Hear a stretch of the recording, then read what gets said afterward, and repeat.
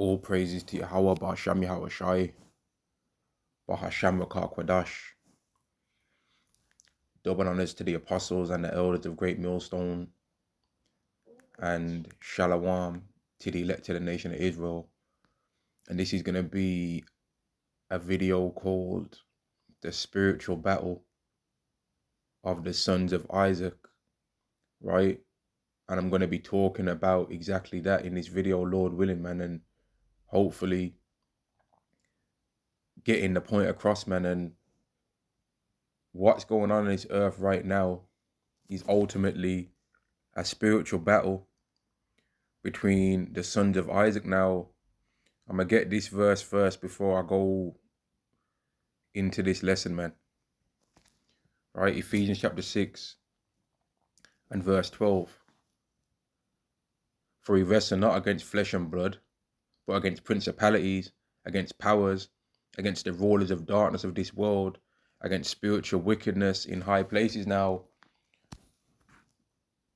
right now, currently, one pairing of the sons of Isaac is being blamed for what the other sons of Isaac did, right? For what the other son of Isaac has did. And it might seem carnally like, man, why the hell are they talking about them in regard to that, right? Why the hell are they trying to make out like they did it? But spiritually, they actually did, right? Spiritually, things that they've have been doing on one side have caused for dysfunction to take place on the other side, right? Now, I want to go, and first, before I start going into some of these things, I want to go to who the sons of Isaac actually are, right? This is Genesis chapter 25 and verse 20. Genesis chapter 25 and verse 20. And Isaac was 40 years old when he took Rebekah to wife. Now, according to how we believe the Bible, Isaac was a real man that existed on this earth. We don't believe that this is an allegory. We believe he was a real man that existed and walked the face of the earth and did things and lived a life, had actual children, and those children had descendants, and those descendants had descendants, to where some of the sons of Isaac are on this earth right now, fulfilling the things that they're supposed to do. And Isaac was 40 years old, verse 20, when he took Rebekah to wife, the daughter of Bethuel, the Syrian of Padan Aram, the sister to Laban, the Syrian. And Isaac entreated Yahweh for his wife because she was barren, and Yahweh was entreated of him. And Rebekah, his wife, conceived, and the children struggled together within her. And she said, if it be so, why am I thus? And Yahweh said unto her, 2 nations are in thy womb, and 2 manner of people shall be separated from thy bowels. Now, what does that mean? That means that the sons of Isaac, right, that are currently right now on this earth going through a spiritual battle, that they've always been at odds with each other from in the womb, right? And that they're going to be separated from thy bowels, man. As soon as they're born, they're not going to be nothing like each other. Now, for all you people out there, just picture what this means, right? If there's 2 different groups of people that are the sons of Isaac, right, that end up being the descendants of Isaac, becoming 2 different nations that come from Isaac, and they're completely different to each other. So in this world, you have to look and walk around and see now, okay, which groups of people on this earth are the most completely different to each other, right? Which 2 groups of people are always at odds the most on this earth? Which 2 groups of people do you always seem to see going through things, no matter how much they have problems in one area, that problem is still a big deal, right? You have to consider this. Which 2 groups of people is it that are going through this, man? Which 2 groups of people are always seeming, since you've been alive on this earth, have always been seeming to have a problem with each other? And the problem's been going on before that. If you're honestly thinking about it, you should know who comes into your head. If you think of 2 different groups of people that seem to always go at odds. Now, if the Spirit's dealing with you, you'll understand exactly what I'm saying. If the Spirit's not dealing with you, or if the Spirit's not dealing with me, that's a possibility too, right? Then this message isn't going to get across. But if you understand, you know, right? 2 nations were in thy womb, and 2 manner of people shall be separated from thy bowels, and the one people shall be stronger than the other. So in this separation of these 2 people, one of them is going to be significantly stronger than the other, significantly, right? And the eldest will serve the younger, meaning that whichever one was born first is destined to serve the other one, right? They're destined to. Now, in regard to the one being stronger than the other, which people on this earth are the strongest? Which people on this earth are physically the most gifted? Now, if you're being honest, you already know who you will say. If you're not being honest, you'll say someone else. But if you are being honest, you'll say. And then you have to think, well, who's weaker than them? Who's the most completely opposite to them as a group of people? That the people that you've said are the strongest people on the earth physically, right? And then who's the complete opposite to those people? So if they look one way, if these people that you've pictured in your mind that are the strongest people on the earth look one way, well, then the people that are at odds with them and that are the other sons of Isaac look the complete opposite way. So if one is one way inclined to be, the other one is the other way. If one group can dance and sing and are talented, the other group can't do those things, right? If one group believes in God, the other group believes in the devil, right? If one group loves women, the other group loves the complete opposite to that.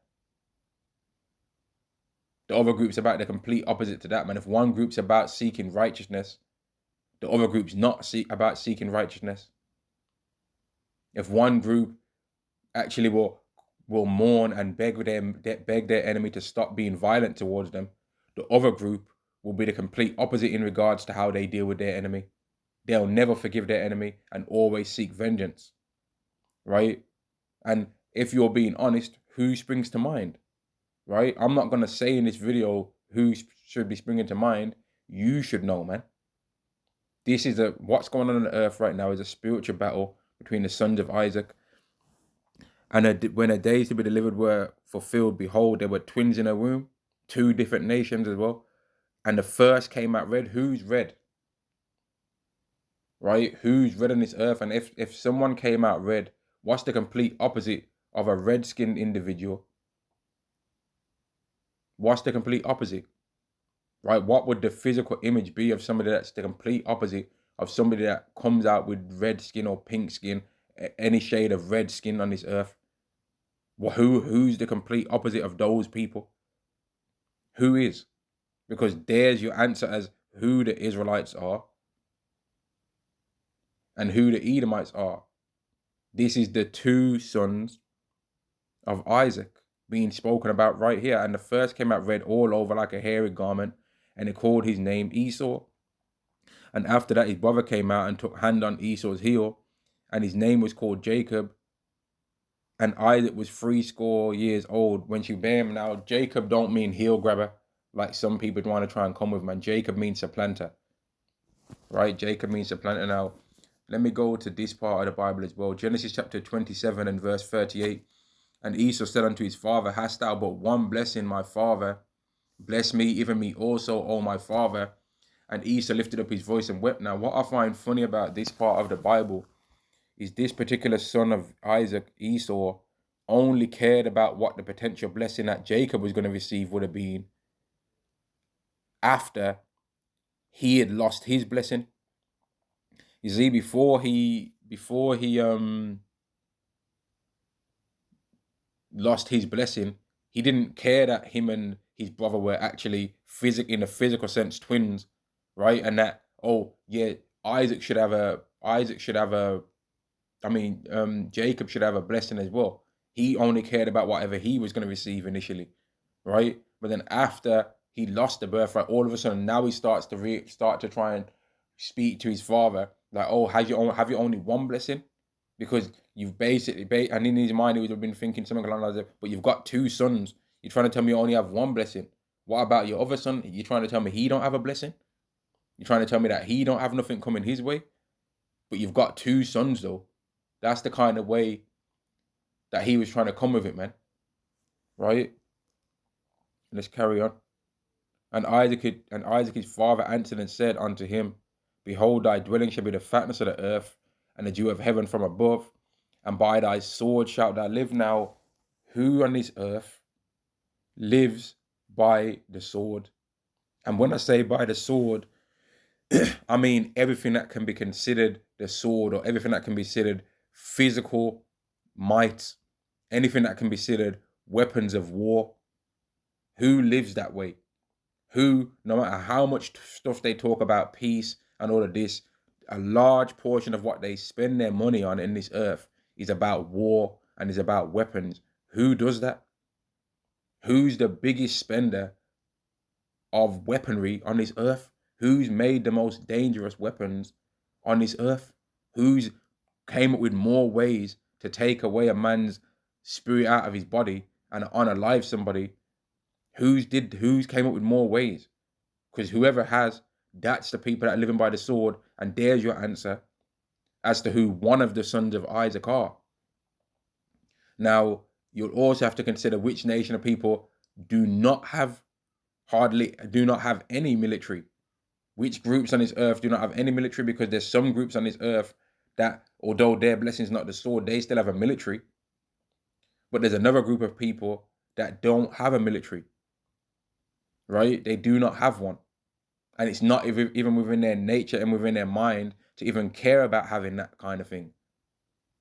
And they also are the complete opposite of these people that would be considered red and that would live by the sword. And if you consider truthfully who is red,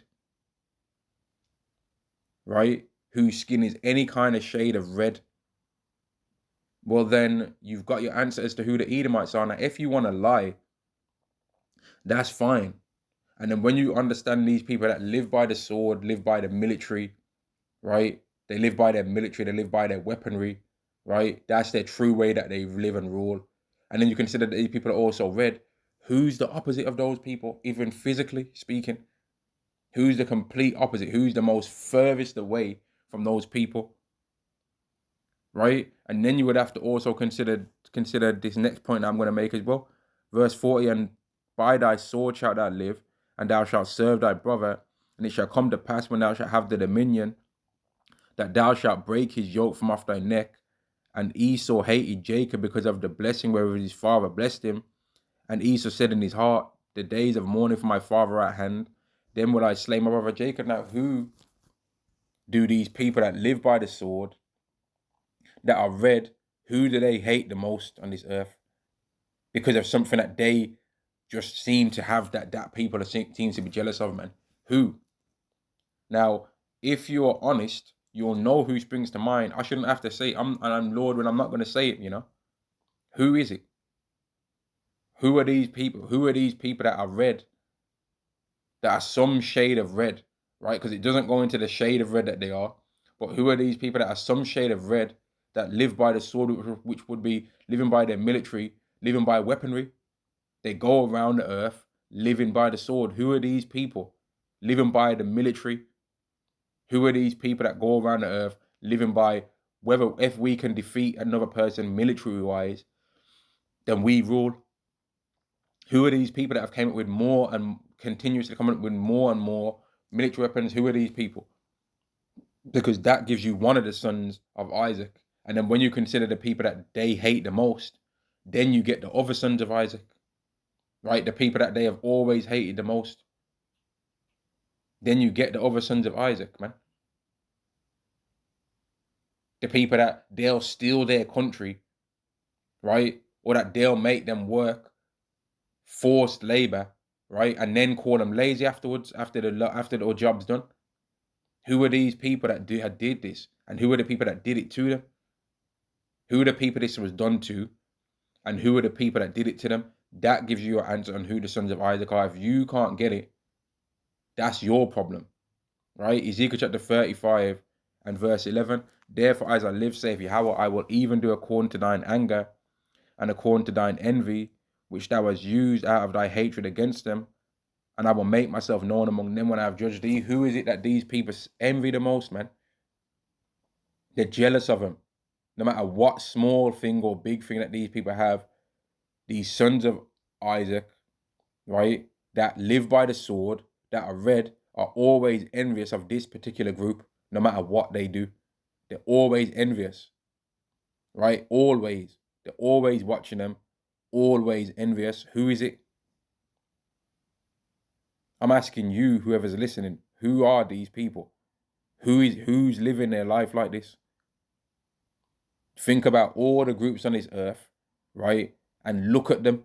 Think of all the groups of humans on this earth and look at every single one of them and think about the color scheme that exists on earth, right? Blue, yellow, red, green, orange, brown, black, pink, lilac, teal, yeah? Mahogany, right? And think, who is red? Which one of the people on the earth are red? Of any shade of red. Then look at the rest of the earth and look and see what color schemes they match, right? Because part of the clue of who one of the sons of Isaac are who is red, right? And whether they turn red or whether they always are red, they're red. Who is this? Not who says that there's something else and they really are red, or who says that everybody else is something else and they're really not that. Who is red and who does live by the sword and by their military might? Who lives that way? Who's always making more and more ways to unalive somebody with the sword, with a military style life? Who? And these kind of people might change names of certain departments and change it to the Department of War. Who are these people? I'm asking you out there, who are these people? Because whoever these people are, if there is a people on this earth that are living like that, they're one of the sons of Isaac and not the right son. They're the wrong son of Isaac, man. They're the son of Isaac that was rejected ultimately and was given a cursed blessing. Because those that live by the sword also shall be defeated by that same thing that they was blessed with. Who are these people? Right? That's for you to know. You figure it out, man. We shouldn't have to say everything to you spoon-fed, right? Who are these people, man? For the first time I heard about these people in a way more clearer speech than this, I was like, man, they are those people, man. They are. Damn, I always knew that there was something wrong with these wrong guns, but now I know what's wrong with them.